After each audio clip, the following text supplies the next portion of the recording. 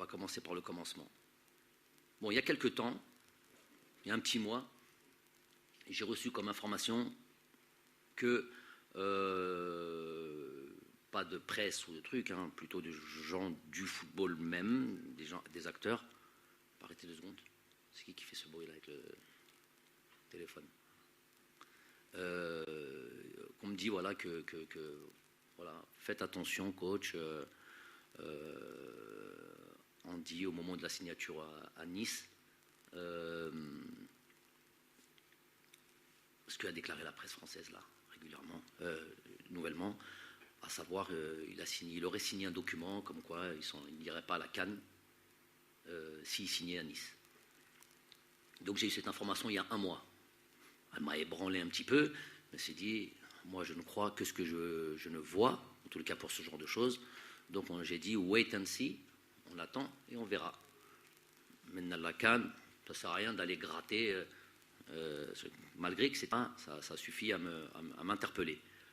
Il s'avère que donc il était comme toutes les listes, toutes les dates FIFA qu'il y a eu depuis son arrivée à la CAN 2019, avant la CAN 2019, excepté, je vais être très précis dans les mots et dans les dates, excepté la date du mois de mars, quand il y a eu l'histoire du Covid, où je vous avais dit, mais ça avait fait une polémique, il y a eu 2 formes de réaction en fonction de la date, en fonction de cette date FIFA, quand la Fédération française, dans un premier temps, s'était octroyé le droit de ne pas libérer les joueurs pour cette date FIFA, par rapport à la situation sanitaire, et que la FIFA est intervenue. Donc dans ce premier temps, c'était les joueurs qui devaient un peu se démener. Et je vous avais parlé un peu du cas de Islam et de même Haris Belkebla. Et je voyais que Islam se bagarrait. J'avais 2 réactions. Elles étaient claires. Un, le club ne veut pas, c'est fini. L'autre, ça se bat avec Olas, ça se bat avec Juninho, ça se bat là. Haris Belkebla, pareil, parce que je ne l'avais pas cité. Il n'y avait pas que Andy Delors, il y avait eu un autre, on le laisse, à la Koulihel, pareil. Ils avaient très très vite accepté l'idée du truc. 5 jours plus tard, la FIFA intervient sur ce dossier et impose au club de libérer les joueurs. À ce moment-là, je n'ai pas pu oublier les différentes réactions des uns et des autres. L'investissement pour cette équipe nationale, l'investissement pour ce pays, pour moi, il est indispensable, primordial, celui qui se rate là-dessus. On a déjà eu des gros soucis dans le passé. Vous les avez soulignés plusieurs fois, des joueurs qui venaient en tirant le truc et presque ils venaient à contre-cœur. Vous les avez eus, vous les avez souvent nommés, vous en avez souvent fait des histoires. Donc on veut plus revivre ça. Et pour moi, c'est inadmissible de revivre ça. On vit en équipe nationale avec beaucoup de volonté, beaucoup d'enthousiasme, beaucoup de dynamisme et tout ça. Et c'est quelque chose qui doit nous tenir à cœur pour pouvoir après performer, pour pouvoir s'identifier réellement à notre équipe nationale, donc à notre pays. Ce n'était pas le cas à cette époque-là. J'ai fait ce que j'avais à faire. J'ai eu une discussion très claire avec lui, où je lui ai fait part de mes reproches. Il n'a pas eu de réponse à ça, rien dit, et il est revenu en sélection. Ça. Donc, il a fauté, il a truqué, mais c'était resté un petit peu dans un coin de ma tête. Je veux juste citer quelque chose, je les ai notés parce que c'était important, parce qu'il me semblait qu'il y avait, en termes de statistiques, parce que certains ont l'impression et font passer, diffusent l'idée que le gars n'a pas été utilisé. Donc, dernière date FIFA, il est convoqué. Il se blesse en venant ici à Sidi Moussa, lors de nos 3 matchs. J'arrive doucement. Voilà. La Mauritanie, le Mali et la Tunisie. Il se blesse dès le 2e jour d'entraînement, il rentre. Mois de mars, je viens de vous l'expliquer, c'est la date du Covid. Mars avant. Juste avant, la date FIFA, c'est novembre 2020. Titulaire contre le Zimbabwe. On avait 2 matchs. Titulaire contre la date FIFA d'avant, octobre 2020. Titulaire contre le Nigeria. On avait Nigeria-Mexique, titulaire contre le Nigeria. La date d'avant, c'est novembre 2009. Titulaire contre le Botswana. On avait 2 rencontres. La date d'avant, c'était octobre 2019, Colombie-Congo, blessé. La date d'avant, c'est la CAN. Elle fait un mounana maintenant. Parler trop vite, c'est pas bien. le joueur était important, le joueur a eu le temps de jeu, a eu largement son temps de jeu quand il était disponible. 2 fois blessé, 1 fois l'épisode du Covid. Ça, c'est pour ceux qui disent Haggar. Donc maintenant, on va passer à la chose et on va terminer là-dessus.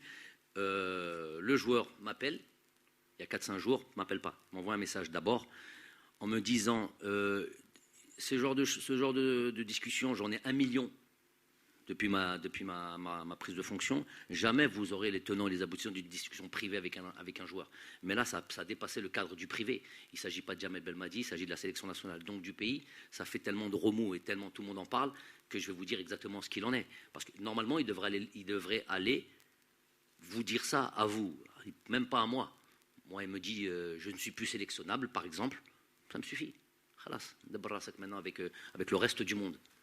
Les instances, la fédération, moi je reste sur le domaine sportif.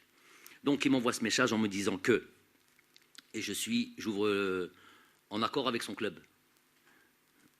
Et là j'ouvre les guillemets, privilégie son club, parce qu'il veut réussir ce challenge, d'arriver dans son club et de devenir titulaire à part entière, parce qu'il estime qu'il allait devoir se battre avec Dolberg et Gouiri.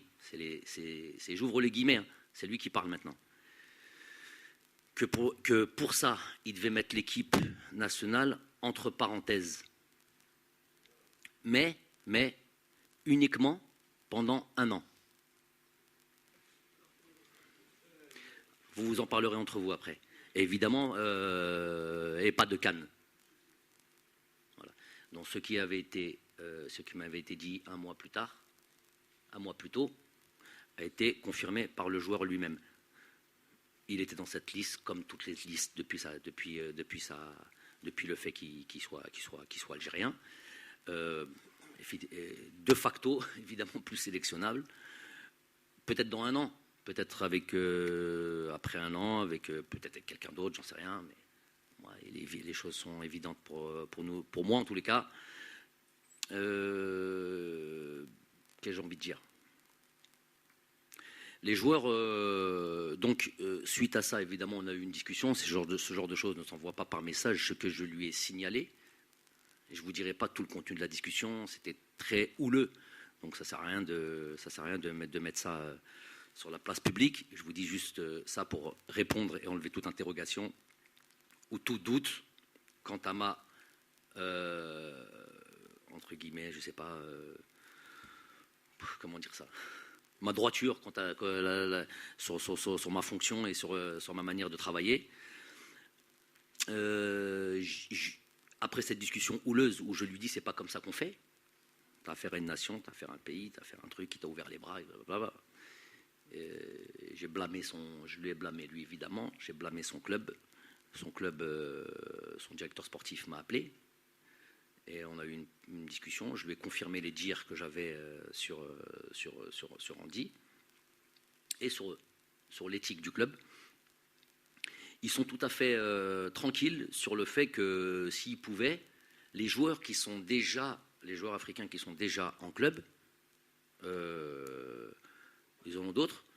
Non, ils souhaiteraient, clairement, c'est le discours du directeur sportif, ils leur disent on souhaiterait que vous n'allez pas faire la CAN. C'est leur droit. Tant que c'est oral, c'est leur droit. C'est peut-être pas éthique. C'est peut-être un manque de considération des différents pays et des différentes sélections nationales et de l'Afrique. Mais ils ont le droit de dire ce qu'ils veulent. Dire. Après, on n'est pas obligé de l'accepter. Donc ça, ils le disent à des joueurs qui sont déjà en club, avec des internationaux qu'on a déjà, et c'est pas que... c'est le directeur sportif qui parle. On a dit ça à tous nos internationaux africains. On leur dit, voilà, on souhaiterait que vous ne faites pas la CAN, mais si le joueur a envie de l'aller, il y va. Alors imaginez le joueur qui n'a pas encore signé. Les joueurs qui sont déjà là. On leur dit de ne pas faire la CAN. Imaginez le joueur qui n'a pas encore signé et qui arrive pour signer. Un jeu international africain.